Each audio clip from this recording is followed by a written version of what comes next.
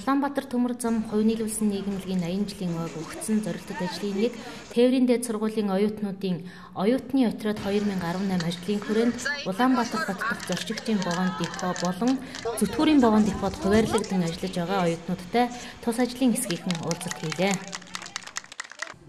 Өнөөдрийн байдлаар бол үйл ажиллагаа бол хэвэн явагдаж байна. Оюутнууд бол өөр өөрсдийн сонгогдсон аж ахуй нэгжлэр өөр өөрийн үүрэгт ногдсон ажлыг хийж байна.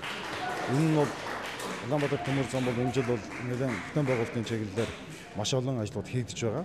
Тэр бүтээн байгуулалтын ажилд бол тухайд бол оролцож байна л да.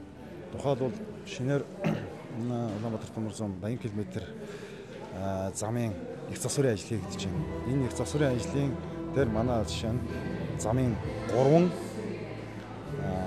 хэсэгт 3 оюутны чигээр ажиллаж байх жишээтэй.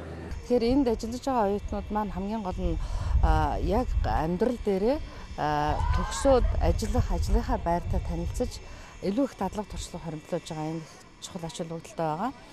Түүнээс гадна тэнд ажиллаж байгаа багш ажилтнууд өөрөөр хэлбэл ажилтнууд маань багш болж тэдэнтэйгээ хамтарч ажиллаж байгаа нэг ач холбогдолтой байгаа гэж ингэж үзэж байгаа. Дээрээс нь манай оюутнууд бас ажлын хөлсөө авч байгаа. Энэ нь бол оюутнууд маань бас амьдралд бас чухал ач холбогдол өрдөн өгнө гэж ингэж. Тэгээд энэ оюутан отряд 2018-нд ажилласнараа бид нар онол дээр авч явсан мэдлэгээ практик дээр эзэмших өөрсдийн мэрэгчлээ сонгосон мэрэгчлэрээ илүү баттган дадлага туршлагатай тэгээд дахнараас суралцаад хамтын багаар ажиллах чадварыг суралцж байгаадаа баяртай байна. Энэхүү төслийг хэрэгжүүлсэн Улаанбаатар төмөр замын захиргаа болон Тээврийн дээд сургуулийн захиргаантай баярлалаа гэж нийт оюутныхаа өмнөөс хэлмээр байна.